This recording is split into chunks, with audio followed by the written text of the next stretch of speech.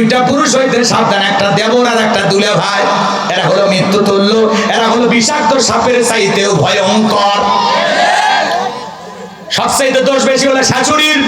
বাড়িতে জামাই আসে, খাবারের প্লেটটা রেডি কইরা ফল ফুট দিয়ে সাজাইয়া 14 বছর 16 বছরের যুবতী মেয়েটাকে বলে, মা এই খাবারটা দুলা ভাইকে দিয়ে আয়। শিয়ালের কাছে মুরগি বানাচ্ছে, কথা কয় না কেন? শাশুড়ি হলো মায়ের মতো, জামাইয়ের সামনে যাবে, বাবা জামাই তুমি আসছো, এই যে খাওয়া দাওয়া করো, শুকে যাচ্ছ দিন দিন, আমার মেয়েটা কেমন আছে, আমার নাতনি কেমন আছে, বাবা ব্যবসা বাণিজ্য দিনকাল কেমন যাচ্ছে, বাবা নিজের শরীরে যত্ন নিন। শাশুড়ি মায়ের মতো কাছে বসে দুটো গল্প করবে, কোনো সমস্যা। কিন্তু শালি দেখা করা, এরা আবার শালি ভক্ত দিলে ভাই, এ কথা কন নাকি আপনারা? কি আছে হোক, শালির সাথে যা করছেন করছেন, সেটা আমি বলবো না, ওয়াজ করবে। আমি কি আপনার টার্গেট করে বলতেছি? আমি জানি তো আপনার মোটর সাইকেলে আপনার শাড়ি ওঠে, আমি জানি, কথা কয় না কেন? শোনেন কথা, শোনেন, রাগ করেন। বাস্তবতা না বললে আপনি সংশোধন হবেন না। শাশুড়ি মায়ের মতো জামাইকে খাইতে দিবে, কোনো সমস্যা নাই, কিন্তু যুবতী শালি দিয়া দুলে ভাইয়ের খেদমত চলবে, হারাম হারাম। কিন্তু ওই শালিশ ফলের প্লেট নিয়ে দুলে ভাইয়ের সামনে হাজির। দুলে ভাই কয়ে, পাগলি আমি কি ফল ফুল খাওয়ার জন্য আসি? বলি আমার বাড়িতে অভাব কম আছে, আমি আসি তোকে এক নজর দেখার জন্য। শালি সেই খুশি।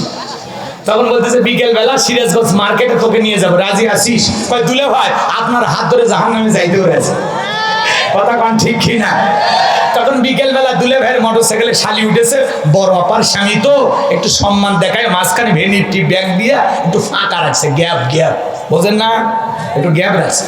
দুলে ভাই হেভি সেনা, যে রাস্তাঘাটের মোড় আর মাঝে মাঝে যে গ্যাপ গর্ত, এমন কায়দায় ব্রেক করেছি, এক ব্রেকে শালি ফাঁকা জায়গা পূরণ করছে, কথা কন ঠিক কিনা? এই জন্য মা বোনদেরকে বলো, মা দুইটা পুরুষ হইতে সাবধান, কোনোদিন দেবর আর দুলে ভাইয়ের মোটর সাইকেলে চড়বে না, কথা বলেন ঠিক কিনা? আর মা বোনদের উদ্দেশ্যে শেষবারের মতো আমার বক্তব্য, মা শোনেন, আপনাদের 4টে আমলে 8টা জান্নাতের দরজা খোলা। 1 নাম্বার হলো নামাজ, 2 নাম্বার রোজা, 3 নাম্বার ফরজ পর্দা, 4 নাম্বার স্বামীর খেদমত। 2 মিনিটে মা বোনদের কথা একটু বলে দিয়ে যাই, মন খারাপ করছেন নাকি আপনারা? না দোয়া করি, দোয়া করবো, তাকবীর দেন, লিল্লাহি তাকবীর। 1 নাম্বার মা বোনের নামাজ পড়বেন, কিন্তু মা বোনের নামাজ পড়ে না। জোহরের নামাজ পড়ে আসরের সময়, আসর পরে মাগরিবের সময়, আর মাগরিবের সময় হাঁসের বাচ্চা গরু ছাগল তুলবে, যায় মাগরিব শেষ, কথা কয় না? আর এশার সময় সিরিয়ালের নেশায় পড়ে ওঠে শেষ। মা বোনেরা সিরিয়াল দেখে আপনাদের এলাকায় নাই, স্টার জলসা ধ্বংস করছে সোনার বাংলা, কথা কন ঠিক কিনা? এখন আমি গোলাম রব্বানি কইলে অনেকে মন খারাপ করে, আছে না নাই? আপনাদের এলাকায় নাই? নাই স্টার জলসা এগুলো নাই তো? ডিসেল লাইন আছে? মা বোনেরা যারা সিরিয়াল দেখেন, মা ওই সিরিয়াল দেখে মা বোনেরা কিন্তু নষ্ট হচ্ছে। কেমনে স্বামী বাদ দিয়ে আর একটা প্রেম করা যায়, স্বামী বাইরে গেলে কেমনে গোপনে আর একজনের সাথে সেটিং করা যায়, স্বামীর থেকে শাশুড়িকে শ্বশুরকে কিভাবে আলাদা করা যায়, ননদকে কিভাবে সাইজ করা যায়, কিভাবে শাশুড়িকে ঘুমের বড়ি খাওয়ায় মেরে ফেলে দেওয়া যায়, কথা কয় না কেন? চ্যালেঞ্জ দেখে দেখে মা বোনেরা শিখতেছে, ক্রিমিনাল হয়ে যাচ্ছে, ডাইনি হয়ে যাচ্ছে, ডাইনি ডাইনি। এই জন্য স্টার জলসা জি বাংলা বন্ধ করা দরকার আছে না নাই? যারা সিরিয়ালের বিল দেন মাসে মাসে, ওই কালো কার্ড টাকা দিয়ে দেন, দিয়ে একটা পিন টাইপে ওয়াজ নসিহত ইসলামী সঙ্গীত কোরআন তিলাওয়াত নিয়ে এসে সারাদিন খালি ওই শুনি, কথা কয় না? বউ তখন বলবেন এগুলো দেখলে দেখ, না দেখলে তুই সব। রাগ করেছেন মনে হয়, তাও স্টার জলসা জি বাংলা দেখতে দেবেন না, ওগুলো ভারতের সিরিয়াল, ওগুলো দেখে মা বোনেরা নষ্ট হয়ে যায়। আগে মা বোনেরা যখন টেলিভিশন ছিল না, জানালা দিয়ে গুনগুন করে কোরআন তেলাওয়াতের আওয়াজ পাওয়া যাইতো, আমার বোনেরা নামাজ পড়তো, মায়েরা নামাজ পড়তো। আর এখন যদি জানালায় কান লাগানো যায়, কি সুন্দর করে বলে জীবন মানে জি বাংলা। ধ্বংস করে দিয়েছে সোনার বাংলা। ওই কেরণ মালা আঁকি পাখি শোনেনি আপনারা? আমার ওয়াজে এক জায়গায় বলছিলাম, অনেক আজকাল বলবো না, শোনেন শোনেন। তাহলে মা বোনেরা নামাজ পড়বেন, আল্লাহ পড়া তৌফিক দান করুন, জোরে বলুন আমিন। 5 ওয়াক্ত নামাজ পড়বেন, 2 নাম্বার রোজা। মা বোনেরা কিন্তু রোজা ছাড়ে না, এই যে মেরাজের রোজা বলেন, শবে বরাতের রোজা বলেন, বিভিন্ন রোজা, প্রত্যেকটা মাসে মা বোনেরা নফল রোজা রাখে, কথা কয় না কেন? রোজা থাকার ব্যাপারে মা বোনেরা শক্ত, এর পিছনে কারণ আছে। মাঝে মাঝে অভিমান করে ভাত খায় না, রাগ করে থাকে। যদি রাগ দেন সে বলে আসো, তুমি খাও, তোমার জন্মের পেট ভরাও, আমার ডাকবে না। 3 দিন না খেয়ে থাকে, রাগ করি, অভ্যেস আছে। এজন্য রোজা ছাড়ে না পাগলি গুলো। মসজিদের মুয়াজ্জিম কয়, হুজুর এই মাসে নফল রোজা আছে, কথা কয় না কে? এ কারণে না খেয়ে থাকার ব্যাপারে খুব শক্ত। এই জন্য তো চাইলে কম লাগে। রাগ করেছেন মনে হয়। 3 নাম্বার, মা বোনেরা পর্দা করবেন। মা জানালার পর্দা ঠিক আছে, দরজার পর্দা ঠিক আছে, এমনকি রান্নাঘরে বাথরুমে পর্যন্ত পর্দা ঝুলানো আছে, নিজের দেখে পর্দা দিতে চায় না। এ যুবক, ভালো করে কথাগুলো শুনে যান। আপনাদের উদ্দেশ্যে বলে যেতে চাই, বাজান গো আমার, আপনার মেয়েটা স্কুলে গেল, ভালোভাবে ফিরবে নাকি কারো লালসার শিকারে হবে, ভয় আছে না নাই? মেয়েটা কলেজে গেল, ভালোভাবে ফিরবে নাকি জামাইয়ের সাথে নিয়ে ফিরবে, ভয় আছে না নাই? আজকে পথে ঘাটে গণধর্ষণ, স্বামীকে বেঁধে রেখে স্ত্রীকে ধর্ষণ করে। এখন খবর পাওয়া গেল ওরা নাকি ইয়াবা ব্যবসা করে তলে তলে। কথা কয় না, কথা কয় না কে? আজকে সমাজে সামাজিক নিরাপত্তা নাই, মানুষের জানমালের নিরাপত্তা নাই। পথে ঘাটে খুন, ধর্ষণ, টেন্ডারবাজি, চাঁদাবাজি কমেছে না বেড়েছে? কিন্তু ভালো করে বোঝেন, গভীর রাত্রে সবাই যদি আল্লাহকে সিজদা দেয়, সবাই যদি আল্লাহর ওলি হয়ে যাইতো, তাহলে সমাজে চুরি দুর্নীতি থাকতো না। কথা বলেন ঠিক কিনা? তাহলে যুবক, রাত্রি জাগরণ করে সিজদা দিব কাকে? আল্লাহর ভালোবাসা রাত জাগরণ করে কাটাইতে হবে। মানুষ, কিছু মুমিন আল্লাহওয়ালারা রাত্রি জাগরণ করে আল্লাহকে পাওয়ার জন্য সিজদা দেয়। যুবকেরাও রাত্রি জাগরণ করে, তবে আল্লাহকে পাওয়ার জন্য নয়। সারা রাত ইমো মেসেঞ্জারে বান্ধবীর সাথে কথা বলতে বলতে জীবন শেষ। আছে না নাই? ফজরের আজান হয় যখন, ওই হাইব্রিড যুবক ঘুমাইতে যায়, তখন ওর মোবাইলে ওর পিরিতের 12 মাস। আছে না নাই? এই মোবাইলের কারণে যুবকেরা নষ্ট হয়ে যাচ্ছে। কথা বলে ঠিক কিনা? সারা রাত ইমো মেসেঞ্জারে হ্যালো জান, খাইছো, কি করো, ঘুমাইছো। আর মায়েরও এত খবর নেয় না। আর বাপের মোবাইল যদি ওর মোবাইলে বেজে ওঠে, রাগ করে, বিরক্ত হয়। আর বান্ধবী যদি একবার মিস কল মারে, ওর মুখে মানে চাঁদের হাসি ফোটে, মনে হয় জানটা ফিরে। তখন বান্ধবী ফোন দিয়ে বলে, আরেকটু দেরি হইলে জানটা ফুরুত করে বার হয়ে যাইতো। আছে না নাই? যুবকেরা মোবাইলের কারণে নিজের জীবনটা শেষ করে ফেলে দিল। এরকম যুবক আছে না নাই? তুমি যার লাগিয়া এমবি ভরো, তার তো বাটন ফোন। বলবো এ যুবক, বলবো একটা তাকবীর দাও, লিল্লাহি তাকবীর। তুমি যার লাগিয়া এমবি ভরো, তার তো বাটন ফোন। কেমন করে বুঝবে রে সে, কেমন করে বুঝবে রে সে, ডিজিটাল তোর মন। তুমি যার লাগিয়া এমবি ভরো, তার তো বাটন ফোন। মেসেজ দিলে সেন্ড করে না, দেয় না তো রিপ্লাই। ভিডিও কলে বলবা কথা, ক্যামেরা তার নাই রে, ক্যামেরা তার নাই। কথা বলে ঠিক না? মেসেজ দিলে সেন্ড করে না, দেয় না তো রিপ্লাই।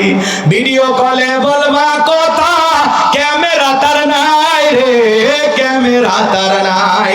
ডিজিটাল এই যুগ জামানায়, ডিজিটাল এই যুগ জামানায়, ইয়ানালো তার মন। তুমি যার লাগিয়া এমবি ভরো, তার তো বাটন ফোন। কথা বলে ঠিক না?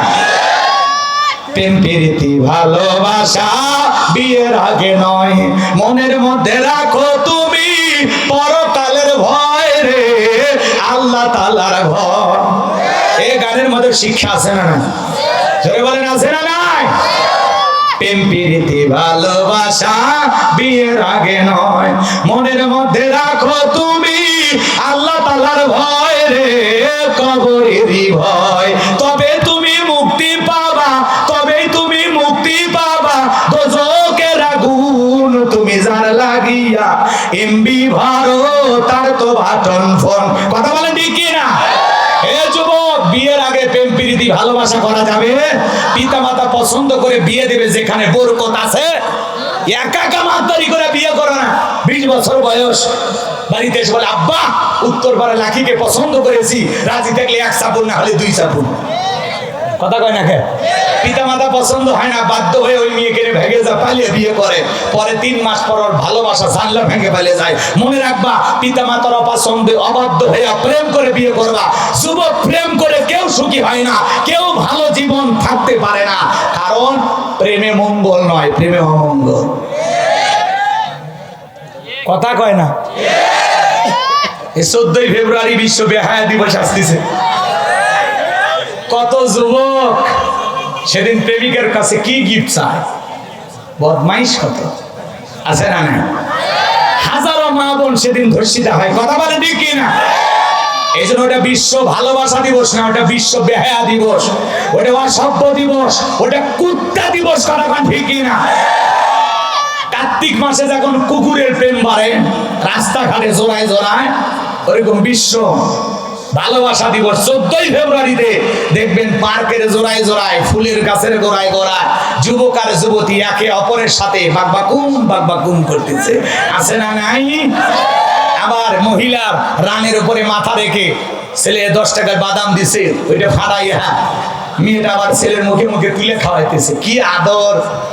বিয়ের আগে বলতেছে আদর, বান্দরের মতো আপনাকে বাদাম খাওয়াইতেছে, পরে দেখবে আদর কোন দিক দিয়ে যায়, কথা কোন ঠিক কিনা?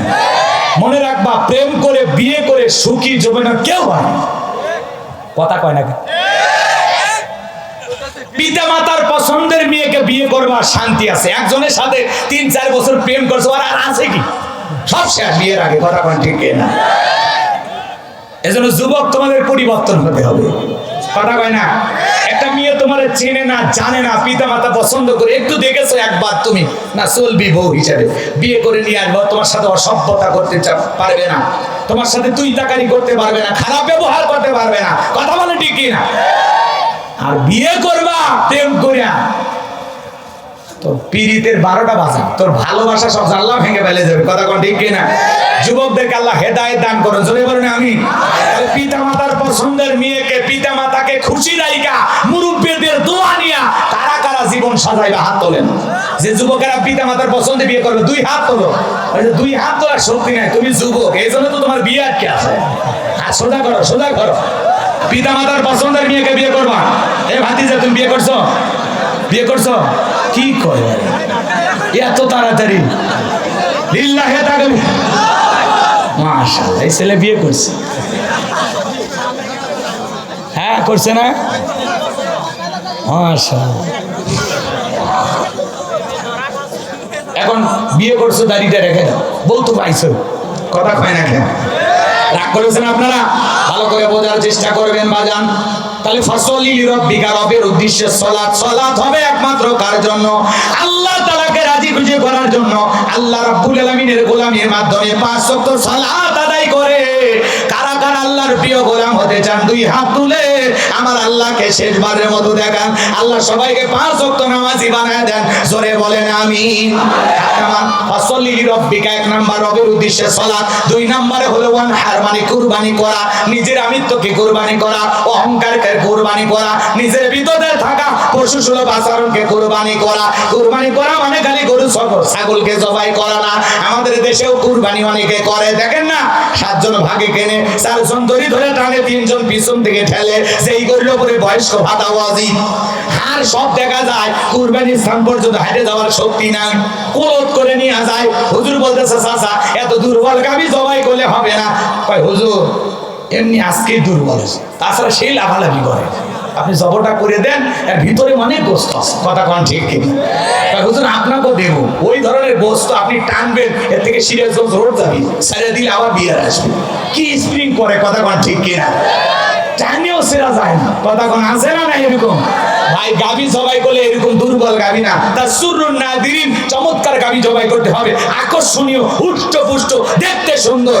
কয় টাকার কুরবানি আল্লাহ ওইটা দেখে না, আল্লাহ 3টা জিনিস দেখে। এই খেয়াল করেন, কুরবানি যারা দেবেন 3টা জিনিস খেয়াল রাখবেন। 1 নাম্বার আপনার নিয়ত সহি, 2 নাম্বার টাকা হালাল, 3 নাম্বার হলো নামাজি হয়ে তারপরে কুরবানি দেন, কথা কোন ঠিক কিনা? আপনি 2 লাখ টাকার গরু দিলেন, নিয়ত সহি, টাকায় ভেজাল, কুরবানি কবুল হবে না। কিন্তু 10,000, 15,000, 20,000 টাকার একটা ছাগল কুরবানি দিলেন, ওই ছাগলের রক্ত জমিনে পড়ার আগে আপনার নিয়ত যদি সহি হয়, টাকাটা যদি হালাল হয়, আপনি যদি আল্লাহর প্রিয় বান্দা নামাজি হয়ে কুরবানি দেন, আপনার ছাগলের রক্ত জমিনে পড়ার আগে আসমানের মালিক আল্লাহর কাছে কবুল হয়ে যাবে। আমরা কুরবানি দেই ছেলে মেয়ের জন্য, জামাই বাড়িতে গোস্ত পাওয়ার জন্য। এইবার কুরবানি সুদের টাকা তুলে হলেও দিব, হাইব্রিড শয়তান আছে না নাই? যাই হোক, আল্লাহ তাআলা আমাদের সঠিক বুঝ দান করুন, জোরে বলুন আমিন।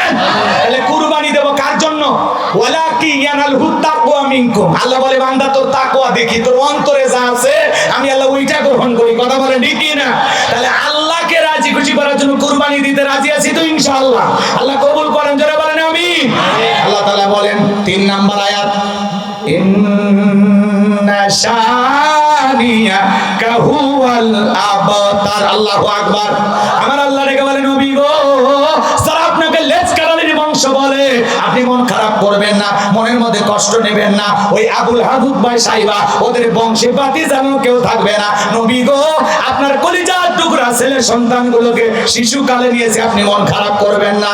আপনার কোটি কোটি রুহানি সন্তানকে আমি আল্লাহ জমিনে বাড়াবো, যারা নিজের জীবনের চাইতে আপনাকে বেশি ভালোবাসবে। বলুন আল্লাহু আকবার। তামাম পৃথিবীতে 200 কোটির মধ্যে মুসলমান, আমরা সবাই রাসূলের রুহানি সন্তান। কথা বলেন ঠিক কি না? আমরা রাসূলের কি সন্তান? রুহানি সন্তান। এজন্য বাজান, বিশ্ব নবীকে যদি কেউ গালিগালাজ দেয়, নবীজির অপমানে যদি না কাঁদে, তোমার মন মুসলিম নয়, তুমি মুনাফিক, নবীজির দুশমন। কথা বলেন ঠিক কি না? নবীকে যদি কেউ অপমান করে কথা বলে, বাজে ভাষায় গালি দেয়, মনে রাখবেন নবী রাসূলকে গালি দেবে যারা অবৈধভাবে দুনিয়াতে জন্ম হয়েছে, তারা ওদের জন্মের ঠিক নাই। কি ঠিক নাই? নবীকে গালি দিয়েছিল ওলীদ বিন মুগীরা, অকথ্য ভাষায় গালিগালাজ দিতেছে। আল্লাহ তাআলা আয়াতে কারিমা নাযিল করে জানায় দিয়ে গেলেন, নবী গো, আপনাকে ওলীদ বিন মুগীরা কেন গালি দেয়? কারণ হলো উতুল্লিম বাদা যালিকা জানিম, এ হলো পিতৃ পরিচয়হীন জারর সন্তান। এই একটা বাচ্চা। কথা বলে ঠিক কিনা? ওলীদ বিন মুগীরা আরবের মানুষ, শোনার মাত্রই দেখে বলে নবী এত বড় কথা, আমার জন্মের ঠিক নাই। এই কথা বলে ডেকে বলে আপনি থাকেন, আমি আমার মায়ের কাছ থেকে শুনে আসি ছেলেটা বৈধ না অবৈধ জানে কে? ফ্যাক্টরির মালিক। কথা কোন ঠিক কিনা? এইবার মায়ের কাছে চলে গেছে ওলীদ বিন মুগীরা, যায় বলে মা, নবী মুহাম্মদ সাল্লাল্লাহু আলাইহি সাল্লাম আমাকে বলেছেন উতুল্লিম বাদা যালিকা জানিম, আমি নাকি পিতৃ পরিচয়হীন জারর সন্তান। ওলীদ বিন মুগীরার মা মনে মনে ভাবতেছে, এত গোপন খবর নবী জানলো কেমনে? নবী তো জানতেন না, নবীকে জানিয়ে দিয়েছেন তিনি কে? আল্লাহ। আরেকটু আস্তে কোন। এবার ওলীদ বিন মুগীরার মা বলতেছে, বাবারে আমারও বয়স হয়ে গেছে, এক ঠ্যাং কবরে চলে গেছে, মিথ্যা বলে কোনো লাভ হবে না। তোর বাবা ব্যবসা বাণিজ্যের কাছে এতটাই ব্যস্ত, আমার যৌবনের সোনালী দিনগুলো চলে যায়, তোর বাবা আমার দিকে ফিরেও তাকায় না। তোর বাবা ব্যবসা বোঝে, টাকা চেনে, তোর মায়ের মন বোঝে না। কথা কয় না? তখন দেখি বাড়ির আশেপাশে তোর চাচা ঘুরঘুর করতেছে।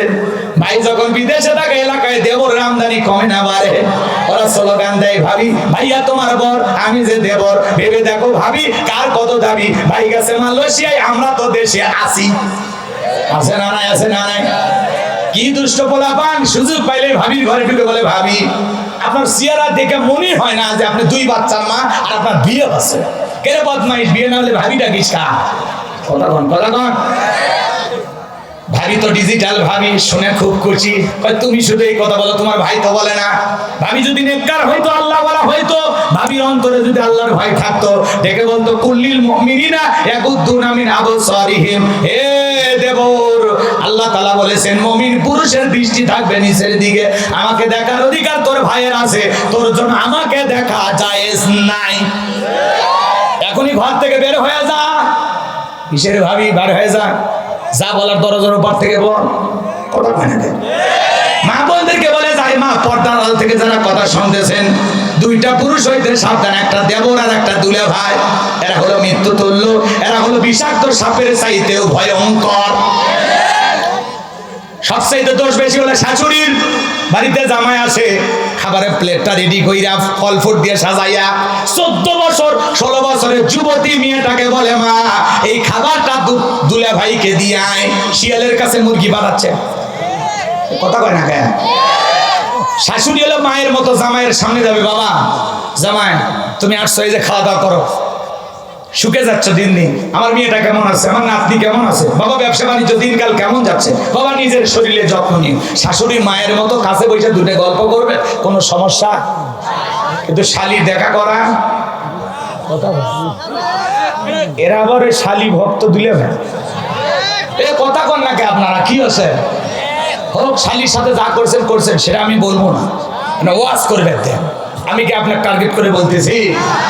আমি জানি তো আপনার মোটর সাইকেলে আপনার শাড়ি ওঠে, আমি জানি। কথা কয় না কেন? শোনেন কথা, শোনেন, রাগ করেন না। বাস্তবতা না বললে আপনি সংশোধন হবেন না। শাশুড়ি মায়ের মতো জামাইকে খাইতে দিবে কোনো সমস্যা নাই, কিন্তু যুবতী শালি দিয়া দুলে ভাইয়ের খেদমত চলবে, হারাম হারাম। কিন্তু ওই শালিশ ফলের প্লেট নিয়ে দুলে ভাইয়ের সামনে হাজির, দুলে ভাই কয়ে পাগলি আমি কি ফল ফুল খাওয়ার জন্য আসি? বলি আমার বাড়িতে অভাব কম আছে, আমি আসি তোকে এক নজর দেখার জন্য। শালি সেই খুশি। তখন বলতেছে বিকেল বেলা সিরাজগঞ্জ মার্কেটে তোকে নিয়ে যাবো, রাজি আসিস? কয় দুলে ভাই আপনার হাত ধরে জাহান্নামে যাইতে হয়েছে। কথা কন ঠিক কি না? তখন বিকেল বেলা দুলে ভাইয়ের মোটরসাইকেলে শালি উঠেছে, বড় অপার স্বামী তো একটু সম্মান দেখায়, মাঝখানে ভেনিটি ব্যাগ দিয়ে একটু ফাঁকা রাখছে, গ্যাপ গ্যাপ, বোঝেন না, একটু গ্যাপ রাখছে। দুলে ভাই হেভি সেনা, যে রাস্তাঘাটের মোড় আর মাঝে মাঝে যে গ্যাপ গর্ত, এমন কায়দায় ব্রেক করেছি, এক ব্রেকে শালি ফাঁকা জায়গা পূরণ করছে। কথা কন ঠিক কি না? এই জন্য মা বোনদেরকে বলো, মা দুইটা পুরুষ হইতে সাবধান, কোনোদিন দেবর আর দুলে ভাইয়ের মোটরসাইকেলে চড়বে না। কথা বলেন ঠিক কি না? আর মা বোনদের উদ্দেশ্যে শেষবারের মতো আমার বক্তব্য, মা শোনেন, আপনাদের 4টে আমলে 8টা জান্নাতের দরজা খোলা। 1 নাম্বার হলো নামাজ, 2 নাম্বার রোজা, 3 নাম্বার ফরজ পর্দা, 4 নাম্বার স্বামীর খেদমত। 2 মিনিটে মা বোনদের কথা একটু বলে দিয়ে যাই। মন খারাপ করছেন নাকি আপনারা? না দোয়া করি, দোয়া করবো। তাকবীর দেন, লিল্লাহি তাকবীর। 1 নাম্বার মা বোনের নামাজ পড়বেন, কিন্তু মা বোনের নামাজ পড়ে না। জোহরের নামাজ পড়ে আসরের সময়, আসর পরে মাগরিবের সময়, আর মাগরিবের সময় হাঁসের বাচ্চা গরু ছাগল তুলবে যায়, মাগরিব শেষ। কথা কয় না? আর এশার সময় সিরিয়ালের নেশায় পড়ে ওঠে শেষ। মা বোনেরা সিরিয়াল দেখে আপনাদের এলাকায় নাই, স্টার জলসা ধ্বংস করছে সোনার বাংলা। কথা কন ঠিক কি না? এখন আমি গোলাম রব্বানি কইলে অনেকে মন খারাপ করে, আছে না নাই? আপনাদের এলাকায় নাই? নাই স্টার জলসা এগুলো নাই তো? ডিসেল লাইন আছে? মা বোনেরা যারা সিরিয়াল দেখেন, মা ওই সিরিয়াল দেখে মা বোনেরা কিন্তু নষ্ট হচ্ছে। কেমনে স্বামী বাদ দিয়ে আর একটা প্রেম করা যায়, স্বামী বাইরে গেলে কেমনে গোপনে আর একজনের সাথে সেটিং করা যায়, স্বামীর থেকে শাশুড়িকে শ্বশুরকে কিভাবে আলাদা করা যায়, ননদকে কিভাবে সাইজ করা যায়, কিভাবে শাশুড়িকে ঘুমের গুড়ি খাওয়ায় মেরে ফেলে দেওয়া যায়। কথা কয় না কেন? চ্যালেঞ্জ দেখে দেখে মা বোনেরা শিখতেছে, ক্রিমিনাল হয়ে যাচ্ছে, ডাইনি হয়ে যাচ্ছে, ডাইনি ডাইনি। এই জন্য স্টার জলসা জি বাংলা বন্ধ করা দরকার আছে না না? যারা সিরিয়ালের বিল দেন মাসে মাসে, ওই কালো কার্ড টাকা দিয়ে দেন, দিয়ে একটা প্রিন্টারে ওয়াজ নসিহত ইসলামী সঙ্গীত কোরআন তিলাওয়াত নিয়ে এসে সারাদিন খালি ওই শুনি। কথা কয় না? বউ তখন বলবেন এগুলো দেখলে দেখ, না দেখলে তুই সব। রাগ করেছেন মনে হয়, তাও স্টার জলসা জি বাংলা দেখতে দেবেন না। ওগুলো ভারতের সিরিয়াল, ওগুলো দেখে মা বোনেরা নষ্ট হয়ে যায়। আগে মা বোনেরা যখন টেলিভিশন ছিল না, জানালা দিয়ে গুনগুন করে কোরআন তেলাওয়াতের আওয়াজ পাওয়া যাইতো, আমার বোনেরা নামাজ পড়তো, মায়েরা নামাজ পড়তো। আর এখন যদি জানালায় কান লাগানো যায়, কি সুন্দর করে বলে জীবন মানে জি বাংলা। ধ্বংস করে দিয়েছে সোনার বাংলা। ওই কেরণ মালা আঁকি পাখি শোনেনি আপনারা? আমার ওয়াজে এক জায়গায় বলছিলাম, থাক আজকাল বলবো না, শোনেন শোনেন। তাহলে মা বোনেরা নামাজ পড়বেন, আল্লাহ পড়া তৌফিক দান করুন, জোরে বলুন আমিন। 5 ওয়াক্ত নামাজ পড়বেন। 2 নাম্বার রোজা। মা বোনেরা কিন্তু রোজা ছাড়ে না। এই যে মেরাজের রোজা বলেন, শবে বরাতের রোজা বলেন, বিভিন্ন রোজা, প্রত্যেকটা মাসে মা বোনেরা নফল রোজা রাখে। কথা কয় না কেন? রোজা থাকার ব্যাপারে মা বোনেরা শক্ত, এর পিছনে কারণ আছে। মাঝে মাঝে অভিমান করে ভাত খায় না, রাগ করে থাকে। যদি রাগ দেন সে বলে আসো, তুমি খাও, তোমার জন্মের পেট ভরাও, আমার ডাকবে না। 3 দিন না খেয়ে থাকে, রাগ করে, অভ্যেস আছে। এজন্য রোজা ছাড়ে না পাগলি গুলো। মসজিদের মুয়াজ্জিম কয়, হুজুর এই মাসে নফল রোজা আছে। কথা কয় না কেন? এ কারণে না খেয়ে থাকার ব্যাপারে খুব শক্ত। এই জন্য তো চালের কম লাগে। রাগ করেছেন মনে হয়। 3 নাম্বার, মা বোনেরা পর্দা করবেন। মা জানালার পর্দা ঠিক আছে, দরজার পর্দা ঠিক আছে, এমনকি রান্নাঘরে বাথরুমে পর্যন্ত পর্দা ঝুলানো আছে, নিজের দেখে পর্দা দিতে চায় না। অনুরোধের ভাষা বলে দিয়ে যায়, মা যারা পর্দা করেন না, আমার 1 মিনিট আপনাদেরকে একটা হাদিস শোনায় যায়। বিশ্বনবীর মেয়ে ফাতেমা বিশ্বনবীর কাছে হাজির হয়ে গেছেন। দরজায় যা ডাক দেন, বাবা দরজা খোলো। আমার নবীজি দরজা খুলে দিলেন। হযরতে ফাতিমা তাকায় দেখেন আমার নবী কান্না করতে করতে দাড়ি মুবারক ভিজে গেছে। জুব্বা ভিজে গেছে। হযরত ফাতেমা ডেকে বলে, বাবা এত কান্না কেন করেছেন, কি হয়েছে আপনার? হযরত ফাতেমা ডেকে বলে, বাবা এত কান্না কেন করেছেন, কি হয়েছে আপনার? ডেকে বলে, মা কি বলবো তোকে মা, বলার ভাষা তো আমার নেই। হযরত ফাতেমা ডেকে বলে, বাবা আমার মা খাদিজার কথা ভেবে কি কান্না করেন? চাচা আবু তালেবের কথা ভেবে কি কান্না করেন? ছোটবেলায় মা বাবাকে হারিয়েছেন এই জন্য কি কান্না করেন? আপনার মনের কষ্টটার কারণ কি আমাকে একটু বলা যায় না? আমাকে আপনি না মায়ের মতো ভাবেন, তাই যদি ভাবেন গো বাবা একবার বলেন আপনার কান্না করার কারণটা কি? আমার নবী ডেকে বলে, মা ফাতেমা আমি তোমার মা খাদিজার কথা ভেবে কান্না করি না, আমার চাচা আবু তালেবের কথা ভেবে কান্না করি না। ও মা আমাকে যখন জিবরাইল মিরাজ করার জন্য নিয়ে গেল মা, জান্নাত ভ্রমণ করার জন্য, জান্নাত আল্লাহ এত নিয়ামত দিয়ে সাজায় রাখছে মা, এত নিয়ামত দিয়ে আল্লাহ জান্নাতটাকে পরিপূর্ণ সাজায় রাখছে। জান্নাতের নিয়ামত দেখার পরে মনটা হয়ে গেল খুশি। আল্লাহর কাছে দোয়া করলাম বেশি বেশি আমার গুনাহগার উম্মত যেন হয় জান্নাতবাসী, জোরে কোন আমিন। জান্নাত ভ্রমণ করার পরে জিবরাইল ডেকে বলে, নবী চলেন এখন এইবার একটু জাহান্নাম দেখায়। এই কথা বলে আমাকে যখন জাহান্নামের ভিতরে প্রবেশ করানো হলো মা, আমি তাকায়া দেখি মা পুরুষের তুলনায় নারীদের সংখ্যায় জাহান্নামে বেশি। ও মা আমি তাকায়া দেখি এক শ্রেণীর নারীদের চুলের মুঠিগুলো আসমানের দিকে তুলে ধরা হয়েছে মা, তার থেকে মাথা পর্যন্ত জাহান্নামের আগুন দাউ দাউ করে জ্বলে। আমি একবার তাকায়া আর তাকাইতে পারলাম না। গরম পানি যেরকম থকবক থকবক করে মা, ওই মহিলারা জাহান্নামের আগুনে তেমনি ভাবে জ্বলতেছে, ওদের চিৎকারে মনে হয় আসমান জমিন ভেঙে পড়বে। আমি একবার তাকাইয়া আর ওই জাহান্নামী নারীদের দিকে তাকাইতে পারি নাই। এরপরে আমি জিবরাইলকে বললাম, জিবরাইল এই সমস্ত নারীদেরকে এইভাবে কেন জাহান্নামের ভিতরে শাস্তি দেওয়া হচ্ছে? এই নারীদের অপরাধ কি, কেন তাদেরকে এইভাবে সাজা দেওয়া হয়? জিবরাইল ডেকে বলে, নবী এই সমস্ত নারী তো তারাই যারা দুনিয়াতে মাথায় কাপড় দিত না, বেপরদায় চলাফেরা করতো, স্বামীর খেদমত করতো না। এই অপরাধের কারণে, বেপরদায় চলার কারণে, পর্দা না করার কারণে এই নারীদেরকে এইভাবে জাহান্নামের আগুনে জ্বালানো হচ্ছে, পোড়ানো হচ্ছে। আমার নবীর কথা শোনার পর ফাতেমা ডেকে বলে, বাবা এই যদি হয় জাহান্নামী নারীর শাস্তি, আমি ফাতেমা আজ থেকে আরো বেশি করে পর্দার গুরুত্ব বাড়াবো। ও বাবা এই যদি হয় জাহান্নামী নারীদের কঠিন শাস্তি, আমি ফাতেমা আজ থেকে আরো বেশি করে পর্দার গুরুত্ব বাড়াবো গো বাবা। ও সিরাজগঞ্জের মা বোনেরা, পর্দার আড়াল থেকে যারা গুনাহগারের কথা শুনছেন মা, হযরত ফাতেমা জাহান্নামী নারীদের শাস্তির কথা শুনে পর্দার গুরুত্ব বাড়াইতে চাইলো মা।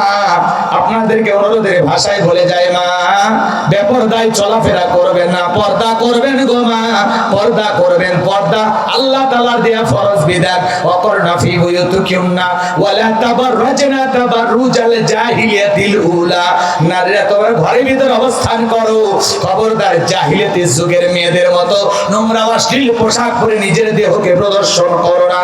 যে নারী ঢিলাঢালা বোরকা পরে হাত মোজা পা মোজা লাগাইয়া রাস্তা দিয়ে হেঁটে যায়, মনের অজান্তে শ্রদ্ধা সম্মানে মাথাটা নত হয়ে যায়, পর্দাশীল নারীর উপরে আল্লাহ রহমত বরকত নাজিল হয়। পর্দা হলো নারীর সিকিউরিটি দিবে, পর্দা নারীকে নিরাপত্তা দেবে, পর্দাশীল নারীর উপর আল্লাহ রহমত নাজিল হয়, পর্দা নারীর সম্মান মর্যাদা বাড়ায়। কথা বলেন ঠিক কিনা?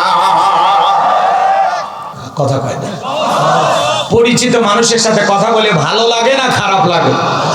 পরিচিত পথে পথ চলতে যেমন সহজ হয়, পরিচিত মানুষের সাথে কথা বলে যেমন ভালো লাগে, ঠিক বক্তা কোনো পরিচিত আয়াত বা সূরা থেকে আলোচনা করলে এইটা শুনে আরো বেশি ভালো লাগে। কারণ যেই জিনিস যত বেশি জানা আছে, চর্চা কমে না বাড়ে?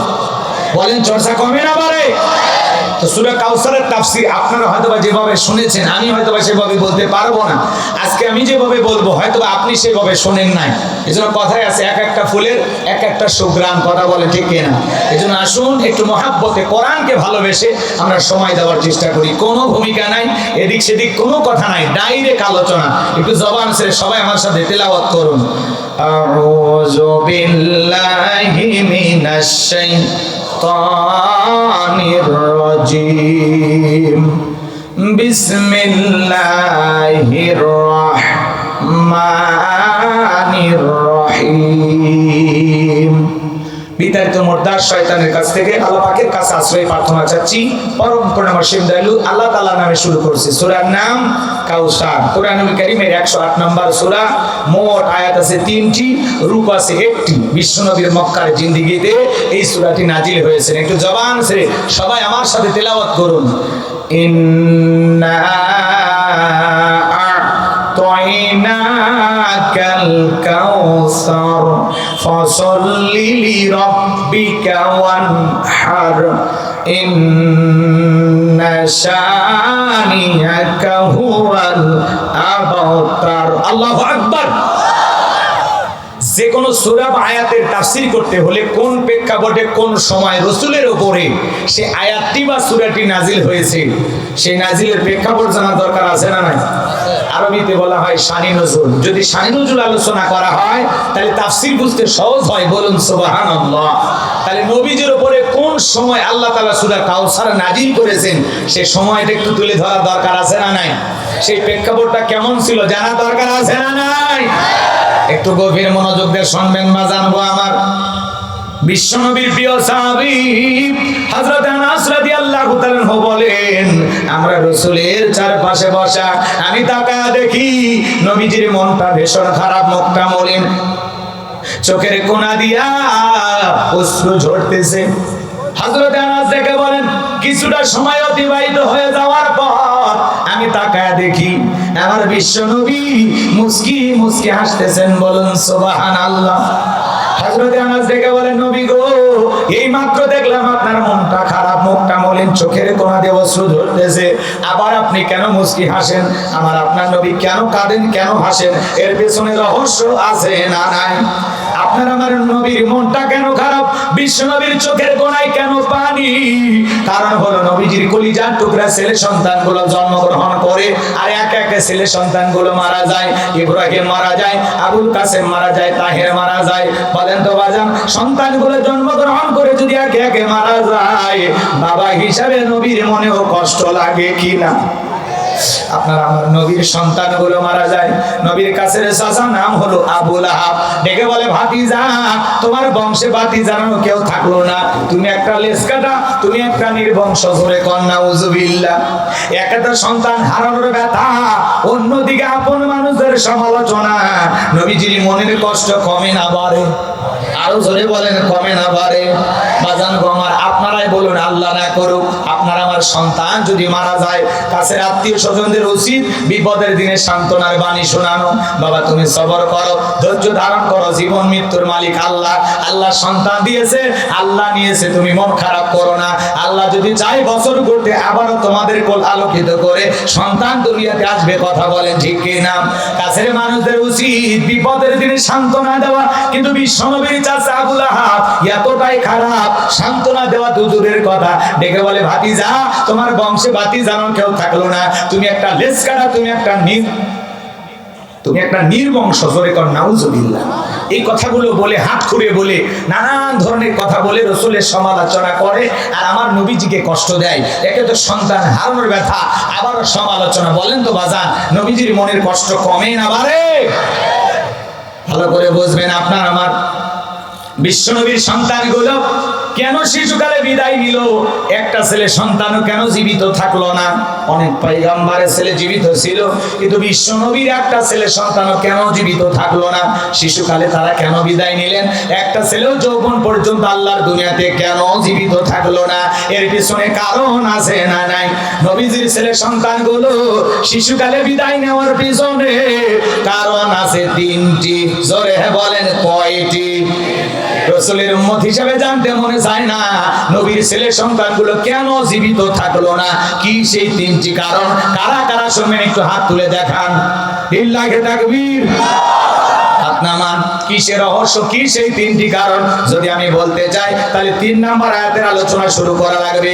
আমি কি 1 নাম্বার আয়াত বাদ দিয়ে 3 নাম্বারে চলে যাব? কথা বলেন না কেন? নাকি 3 নাম্বার আয়াত পর্যন্ত থাকার ধৈর্য আছে আপনাদের? থাকবেন তো ইনশাআল্লাহ? একটু মনোযোগ দিয়ে শুনবেন বাজান গো আমার। বিশ্বনবীর ছেলে সন্তানগুলো কেন জীবিত থাকলেন না? কেন তারা শিশুকালে বিদায় নিলেন? নবীর উম্মত হিসাবে জানার দরকার আছে না নাই? আজকে নবীর আলোচনা অনেক জায়গায় করতে গেলে অনেকের ভালো লাগে না, বিরক্ত লাগে, আছে না না? নবীর সম্মান মর্যাদা অনেক কপাল পরা উম্মত আজও জানে না। এক জায়গায় যা বললাম, ভাই বলেন তোমাদের নবীর নাম কি? বলে হুজুর আব্দুল কাদের জিলানী। পীর সাহেবের নাম মুখস্থ আছে কিন্তু বিশ্ব নবীর নামটা জানে না। এমন কপাল পরা মুসলমান আছে না নাই? আছে না ভাই? রাসূলের আলোচনা সেই মজলিস থেকে যদি আপনি উঠে যান তাহলে রাসূলের প্রতি 100% ভালোবাসা কি আপনার আছে? তাহলে যারা রাসূলকে ভালোবাসে, রাসূলের মহব্বত যাদের কলিজায় আছে, এরা মাজার সোজা করে বাড়িতে যাইতে পারবে না। কথা বলেন ঠিক কি না? এখানে নবীর আলোচনা হবে, নবীকে নিয়ে কথা হবে। সেই মজলিস থেকে উঠে আপনি কই যান? আপনি ওয়াদা দিয়েছেন, ওয়াদা ঠিক রাখবেন, ঠিক আছে তো ইনশাআল্লাহ? নিজেকে মুনাফিক বলে পরিচয় দেবেন না। আল্লাহ আমাদের বুঝ দান করুন। জোরে বলুন আমিন। অল্পতে বুঝে নেবেন, বেশি চিল্লাপাল্লা আমি করব না, সংক্ষিপ্ত কথা বলবো, দোয়া করে দেব। আমার ভাইরা যে কথা বলতে চাচ্ছিলাম, গভীর মনোযোগ দিয়ে কথাগুলো শুনে যাবেন। একে তো সন্তান হারানোর ব্যথা, আপন মানুষদের সমালোচনা, অন্যদিকে সাহাবায়ে কেরাম যারা ইসলাম ধর্ম গ্রহণ করে, কাফের বেঈমান তাদের উপর নির্যাতন জুলুম চালায়। হযরত বেলাল তখনও কালেমা পড়ে মুসলমান হন নাই, বিশ্বনবী কালেমার দাওয়াত দেয়। এই কথা শোনার পর হযরত বেলাল বিশ্বনবীর কাছে উপস্থিত হয়ে গেলেন। আমার নবী দারুল আরকামে বসা, রাত্রিবেলা হযরত বেলাল বিশ্বনবীর কাছে উপস্থিত হয়ে যাওয়ার পর নবীজির চেহারা মোবারকের দিকে তাকাইয়া ডেকে বলেন, নবী গো, আপনার চাইতে সুন্দর মানুষ আমি জীবনে কোনোদিন দেখি নাই। সুবহানাল্লাহ, জোরে বলবেন না?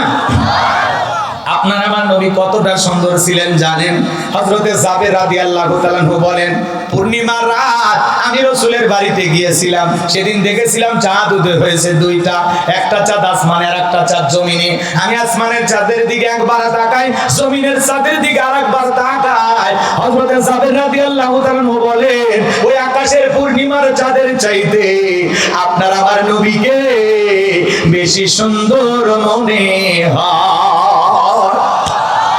সুবহানাল্লাহ বলেন। আপনার আমার নবী কতটা সুন্দর ছিলেন জানেন?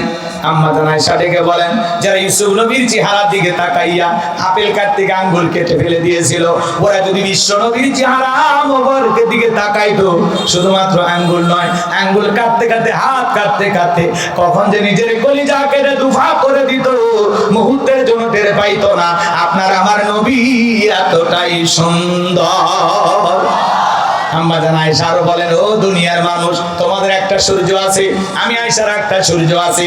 তোমাদের সূর্য উদয় হয় দিনের বেলায়, আর আমি আয়েশার সূর্য উদয় হয় রাতের বেলায়। বলুন আল্লাহু আকবার। আম্মা জান আয়েশা একদিন সেলাইয়ের কাজ করতেছিলেন রাত্রি বেলায়, হঠাৎ করে হাত থেকে সুইটা পড়ে গেল। বাতিতে কোনো তেল ছিল না, বাতি জ্বালাইতে পারলেন, অপেক্ষায় বসে থাকলেন। বিশ্বনবী যখন এশার সালাত আদায় করার পর ঘরের ভিতরে প্রবেশ করলেন, সর্বপ্রথম আম্মা জান আয়েশাকে বিশ্বনবী সালাম দিলেন। নবী ঘরে ঢুকে স্ত্রীকে কি দিলেন? আরো জোরে। উম্মতের বাড়িতে আমল থাকার দরকার আছে না নাই? নবী ঘরে ঢুকে তার প্রিয়তম স্ত্রীকে সালাম দিলেন। এই আমল প্রত্যেকটা উম্মতের ঘরে ঘরে চালু করার দরকার আছে না নাই? তাহলে ঘরে ঢুকে আপনাকে আমাকেও আমাদের বিবিদেরকে সালাম দিতে হবে। ঘরে ঢুকে স্ত্রীকে কি দেবেন? সালাম দেবেন। আসসালামু আলাইকুম রহিমা, কেমন আছো সোনা? ঘরের দরজাটা খোলো না, আমি তোমার লেটনের বাপ, তোমার দিওয়ানা। বউ খুশি হয়ে দরজা খুলে দেবে। কথা বলেন ঠিক কি না? এটা আমাদের ব্যবহার এত মিষ্টি না, ভালো না। চিৎকার মেরে ডাকতে, এ রুবেলের মাগে দরজা খোল, বেশি দেরি হলে দরজা ভেঙে ফেলে দেয়া, তোর পিঠের উপর আজকে যে হবি রে। ভিতর থেকে বউ বলে, এটা স্বামী না সেকেন্ড আজরাইল। আছে না নাই?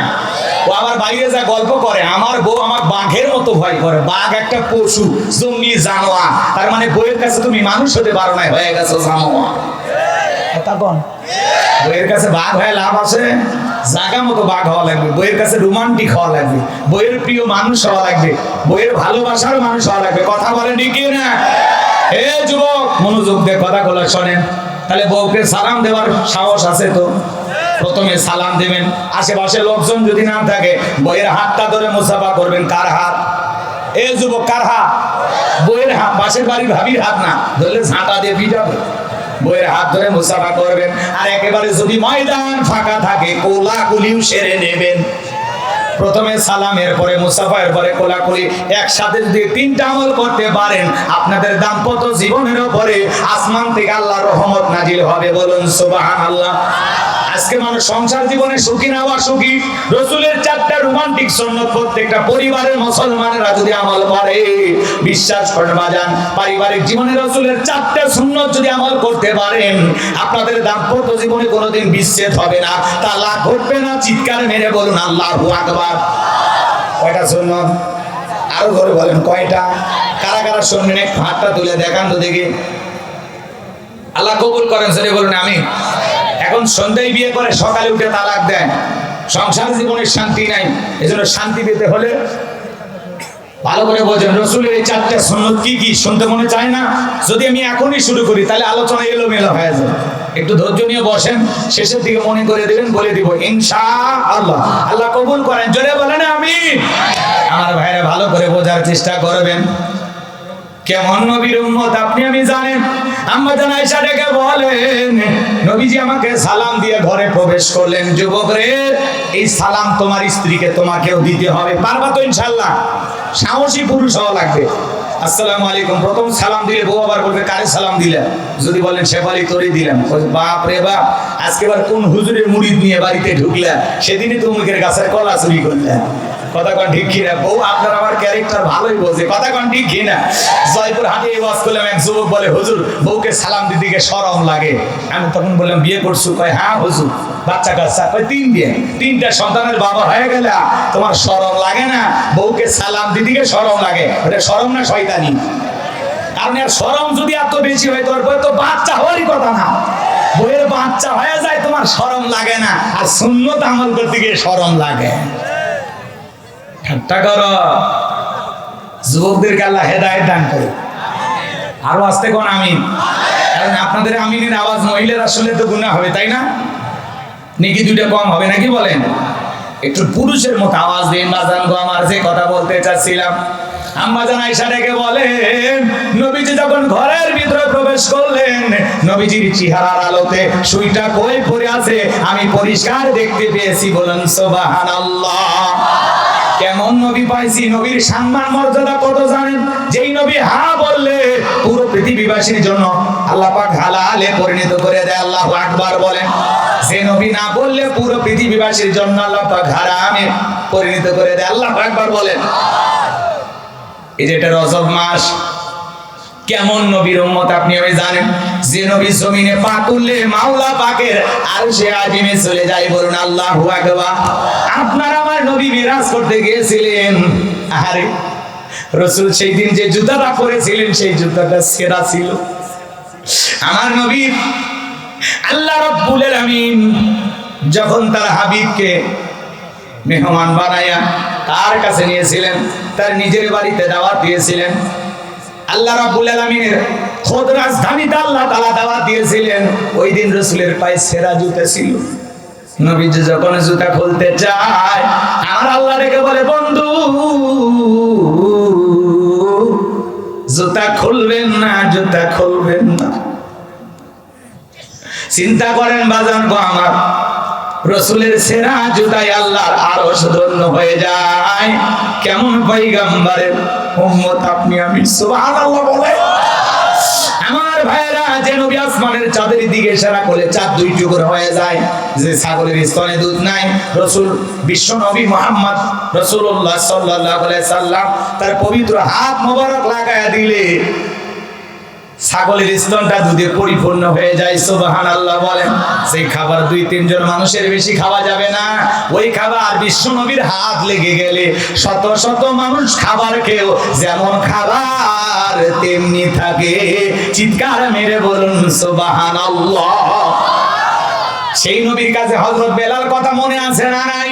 দেখে বলেন, নবী গো, আপনার চাইতে সুন্দর মানুষ আমি কোনোদিন দেখি নাই। ও নবী, আপনি কালেমার দাওয়াত দেন, ইসলামের প্রচার প্রসার করেন, আমার একটু কালেমা পড়ে মুসলমান বানায় দেন।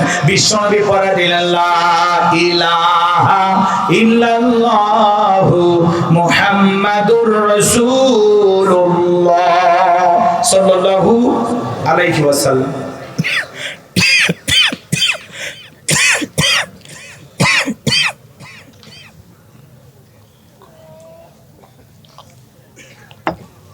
ভালো করে বোঝার চেষ্টা করবেন বাজান গো আমার। হযরতে বেলাল কালেমা পড়ে মুসলমান হয়ে গেলেন।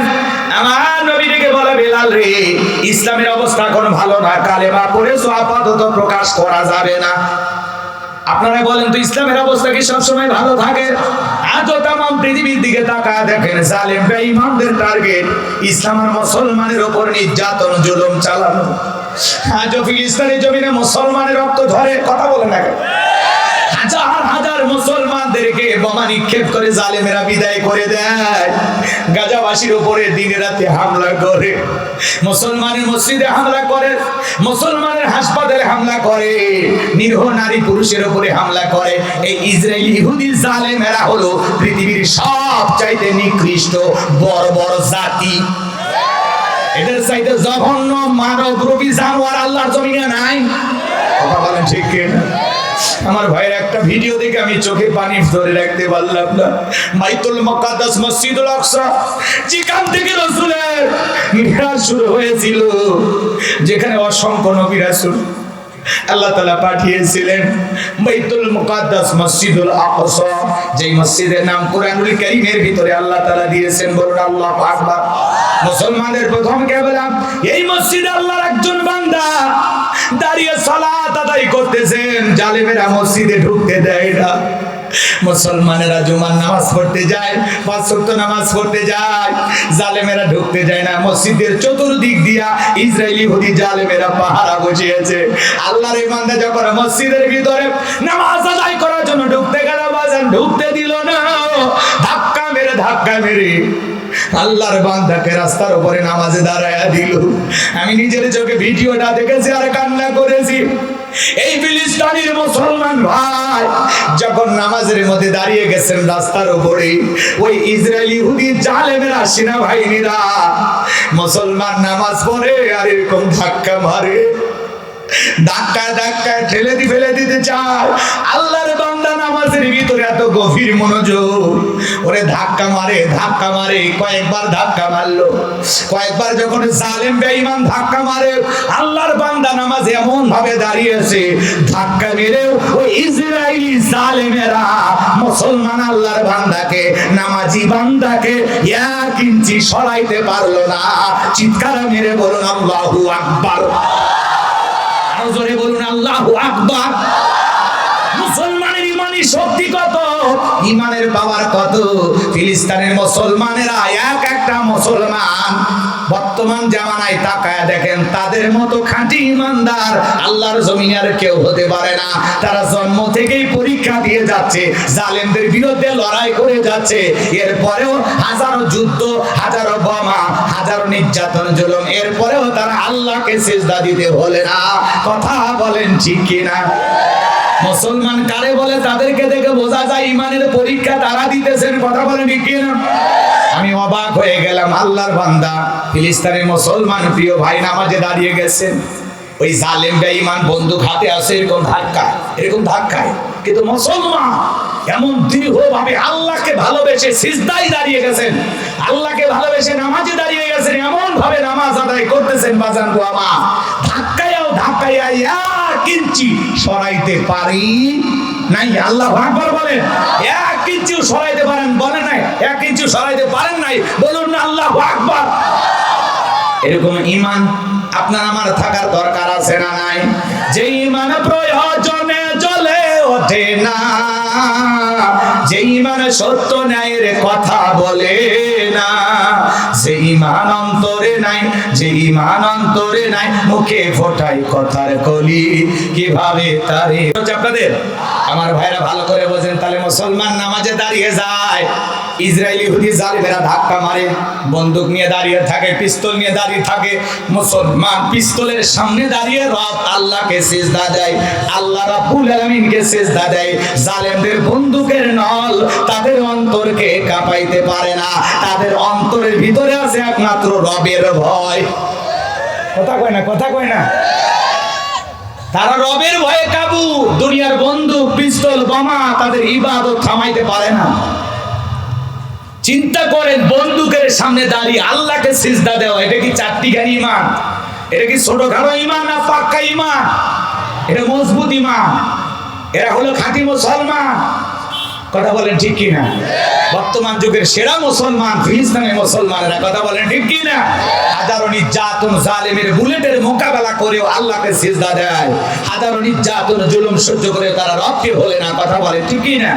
আমার ভাইরা যে কথা বলতে চাচ্ছিলাম, এই ভিডিওটা দেখার পর আমার চোখের পানি চলে এসেছিল। বাজান গো আমার, আল্লাহর বান্দা ফিলিস্তিনি মুসলমান ভাই নামাজে দাঁড়িয়ে গেছে, জালেমেরা এসে ধাক্কা মারে, ধাক্কা মারে, বন্দুকের নল দিয়া গুতা মারে, এরপরে আল্লাহর বান্দা নামাজ ছাড়ে না, আর নামাজের স্থান থেকে 1 ইঞ্চি তারা সরাইতে পারে নাই। বলুন না আল্লাহু আকবার। সামনের দিকে যাই বাজান গো আমার, যে কথা বলতে চাচ্ছিলাম, আজকে তাম পৃথিবীতে মুসলমানদের উপর নির্যাতন জুলুম চালায়। ভারতে গরু গোশত খাবার অপরাধে মুসলমানকে হত্যা করে জালেমেরা। কথা বলেন ঠিক কিনা? জ্যান্ত মুসলমানকে ধরে জালেমেরা পুড়িয়ে আগুন লেগে হত্যা করে।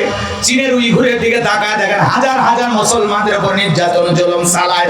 হাজারো নির্যাতন জুলুম সহ্য করে মুসলমানেরা টিকে আছে, টিকে থাকবে মৃত্যু পর্যন্ত, কিয়ামত পর্যন্ত। মাজানগো আমার, জালেমদের হাজারো পথ পাড়িয়ে, জালেমদের হাজারো পথ মোকাবেলা করে মুসলমানকে তার লক্ষ্যের গন্তব্যে পৌঁছানোর দরকার আছে না নাই? একটু মনোযোগ দিয়ে শুনেন বাজান। বিশ্বনবী ডেকে বলে, বেলাল কালেমা পড়েছো, আপাতত প্রকাশ করা যাবে না। হযরতে বেলাল ডেকে বলে, নবী গো, আমার জীবনের কোনো দাম নাই, আমার মনি বোমায়েকে বলেছিলাম উর্দুম বা ছাগল পেশাব পায়খানা করে দেয়, ওই ঘরে থাকতে আমার বড় কষ্ট হয়।